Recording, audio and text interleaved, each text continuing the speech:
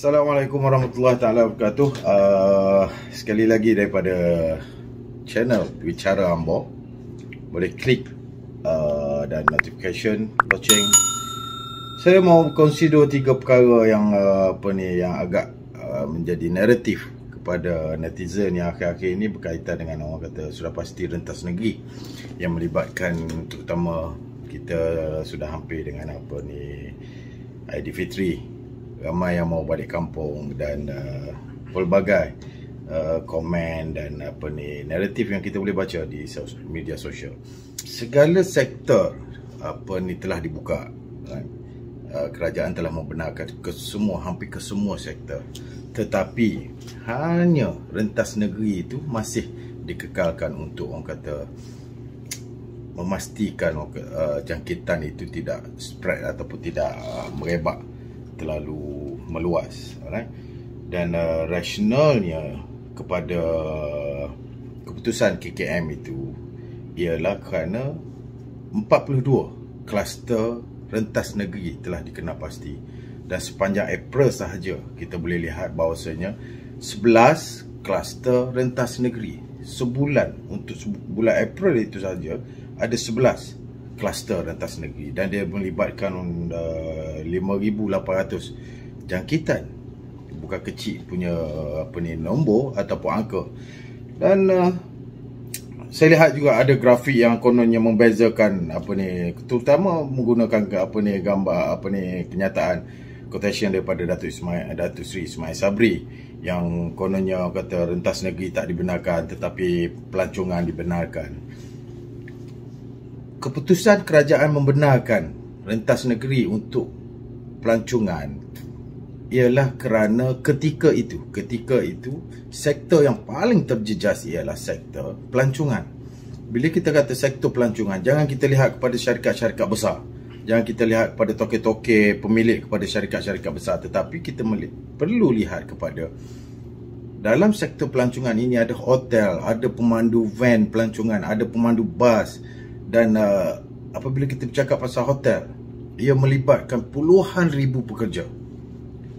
Pekerja ini semua orang Melayu kita, orang Malaysia kita, pelbagai kaumnya, dan yang kata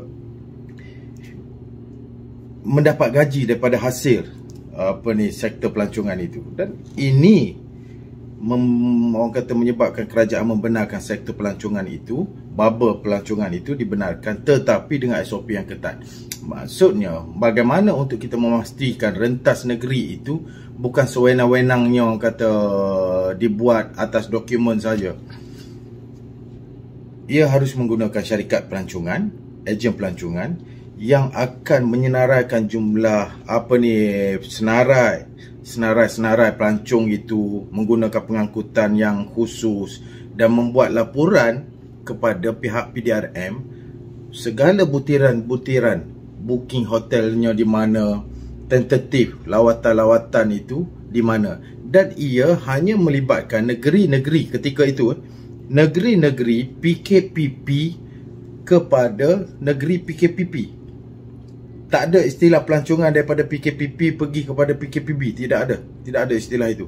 Istilahnya antara negeri PKPP sahaja. Kerana itu dibenarkan. Alright?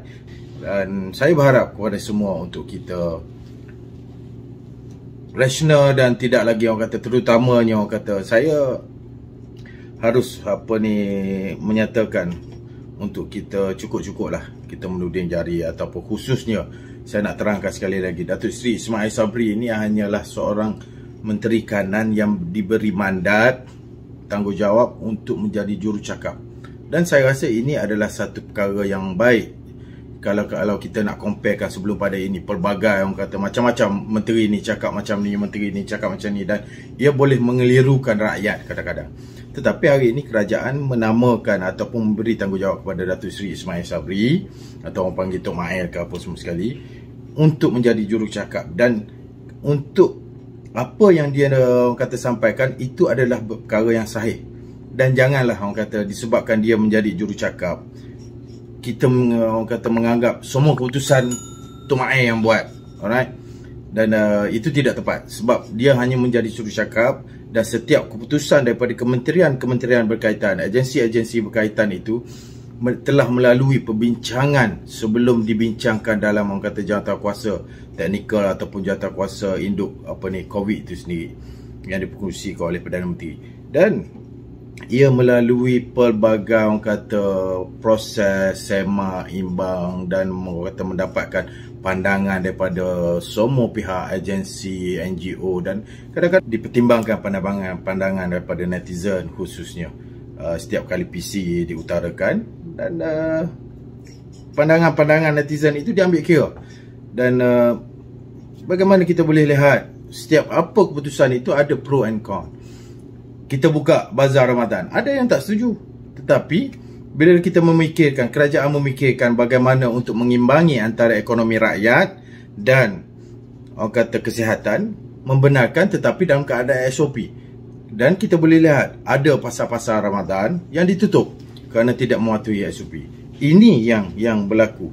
Untuk kita nak tutup terus, rasa itu tidak fair kepada peniaga-peniaga yang hanya orang kata mencari orang kata rezeki mereka ketika orang kata bulan Ramadan ni dengan menjual juadahnya dan memberi kesenangan kepada golongan-golongan bujang ataupun keluarga kecil yang tidak masak kat rumah, Dan perkara-perkara ini ditimbangkan untuk membuat keputusan, dan tidak adil untuk kita orang kata, saya lihat orang kata, kalau peribadi saya kalau kena hentak, kena serang macam tu, kita pun boleh terasa. Tetapi saya cukup yakin Datuk Seri Ismail Sabri orang yang rasional, dan untuk kita meletakkan 100% kesalahan ke semua tudingan jari itu kepada Datuk Seri Ismail itu adalah tidak adil, kerana setiap keputusan itu dibuat melalui agensi ataupun keputusan itu dibuat, dikaji oleh kementerian berkaitan, dan Datuk Seri Ismail Sabri sebagai jurucakap kepada kerajaan menyampaikan kepada rakyat. Saya rasa kita perlu harus rasional, ambillah kata roh bulan yang baik ini untuk kita sedikit rasional, right, dalam kita melihat segala benda yang datang daripada orang kata media sosial itu, untuk kita timbang nilai sebelum kita membuat posting. Seperti mana yang orang kata Wan Hilmi, Wan Muhammad Nur, saya lihat di Facebooknya dia ada menunjukkan orang kata rasa menyatakan berapa bukan kekesalan, tapi dia memperbetulkan posting dia. Maknanya dia bukan buat tu atas niat ataupun orang kata sengaja untuk menimbulkan panik, tetapi mungkin itu kekhilafan dia kerana mendapat orang kata satu data ataupun maklumat yang separuh masak, alright.